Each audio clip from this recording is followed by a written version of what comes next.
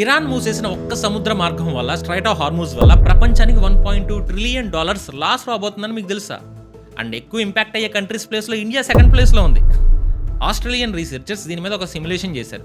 ఆ simulation results ప్రకారం ఒక 2 వీక్స్ వరకు ఆ స్ట్రైట్ మూసేస్తే పెద్దగా ఏమీ ఉండదు. కానీ బ్లాకేడ్ అనేది 4 వారాలు దాటితే మాత్రం క్యాస్కేడింగ్ ఎఫెక్ట్స్ స్టార్ట్ అవుతాయి. పోర్ట్స్ దగ్గర పెద్దగా డిలేస్ రావడం, కంజెషన్ పెరిగిపోయి సప్లై చైన్స్ అన్ని లాక్ అయిపోతాయి. ఒకవేళ ఇది 56 డేస్ దాటితే పరిస్థితి కంప్లీట్గా కంట్రోల్ తప్పుద్ది. ఈ బ్లాకేడ్ వల్ల వర్స్ట్ ఎఫెక్టెడ్ కంట్రీస్ లిస్ట్లో ఫస్ట్ ఉండేది ఏషియన్ కంట్రీస్. ఎందుకంటే చైనాకి $97 బిలియన్, ఇండియాకి $74 బిలియన్ అండ్ జపాన్కి $63 బిలియన్ వర్త్ ఇంపోర్ట్స్ ఇక్కడి నుంచే రావాలి. ఇవి ఆగిపోతే ఆ కంట్రీస్లో ప్రైసెస్ దారుణంగా పెరిగిపోతాయి. ఇక యూరోప్ విషయానికి వస్తే యూకేలో వల్నరబిలిటీ చాలా రిస్క్లో ఉంది. వాళ్ళు every year $12 billion worth goods ఇక్కడ నుంచి ఇంపోర్ట్ చేసుకున్నారు.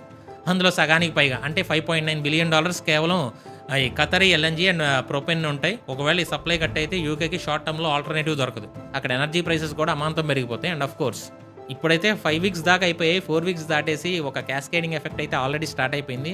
ఈ గ్యాస్ ప్రైసెస్, ఫ్యూయల్ ప్రైసెస్ పెరగడం అనేది ఇంకొక నెల కానీ ఉంటే మనందరికీ జిగానే.